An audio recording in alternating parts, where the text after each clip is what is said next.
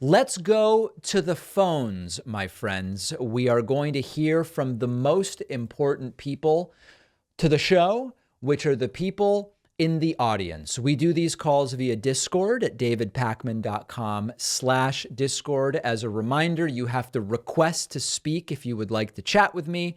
Very important, in order to be called on, your name must be in the format of name and location or location and name.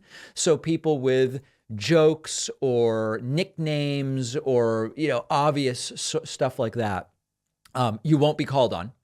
So typically the names would be something like, for example, Harry from Columbus, Ohio. That's the first person to join us today. Harry, welcome to the show. What's on your mind today? David, can you hear me? I can hear you beautifully. That's pleasant. Last time my audio was, it was hacked by Antifa. I have no other way to put it, really. They pronounce it Antifa tragic. now. It's pronounced Antifa. Okay, Antifa, my bad. I always get pronunciations wrong. I know, me too. It's crazy. So, you said recently you're back in the gym. Now, I want to just say one thing. Please. You said that you run before you lift. I do, and I'm wondering if you're going to tell. I have read that it's better to lift first because then you're at maximum strength and then do your cardio. Absolutely. That is the only tweak I have. I hear you're hitting the weights. I won't ask you how or in what specific way. I'll let you get into that detail when you're ready, of course. Well, I'm ready right now. No, thanks, I don't know what to say. Listen, I don't. Tell me what lifts do you enjoy? Listen, I'm not like some kind of. I'm not reinventing the wheel here.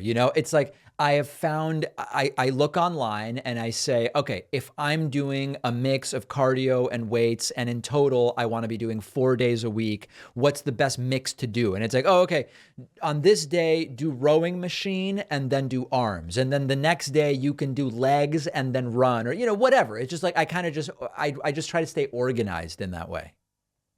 Yeah, it's good to have a split. I think that's what it's formally called. Okay. Where you split up what lifts you're doing. It seems like you're doing a sort of body part based split, which can work for beginners. I think it's an excellent choice. Now, if I weren't a beginning, when does the split stop? At what point? I think when you're ready to move on to something new, when you're saying, okay, I don't think this is giving me the returns, or when you learn new information, for example, I think is a good way to learn. Like when I realized, I'm not really hitting certain muscles that I could. That's when I changed things up, started switching from a back barbell squat to a front barbell squat. Wow. You gotta look for these things. Well, listen, Harry, I'm not there quite yet, but I do appreciate the check-in, and I'm going to keep going. Okay. Okay. Thanks for taking my call. I just have one more quick question, and Sure. You can answer it as briefly as you want to. When I listened to your interview with Patrick Bet-David, I listened to the one Sam Cedar had with him last week. I think you guys both did an excellent job dismantling his lazy right-wing points, I'll put it. But my question is, how do you have the confidence, I don't want to say media training-esque feel to how you approach these guys, but what do you do mentally to just steady yourself, keep positive, stay on top of all your talking points, counter theirs? What is the mentality? I really don't do any special prep. I just try to have my normal routine for the day. You know what I mean? So because what I find is that the Patrick Bet-David thing is in the morning, right?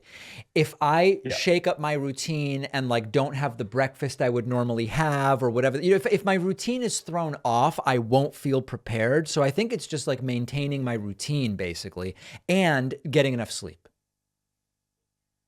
Oh, and he's gone. Oh, where did he go? All right. I hope my answer was satisfactory.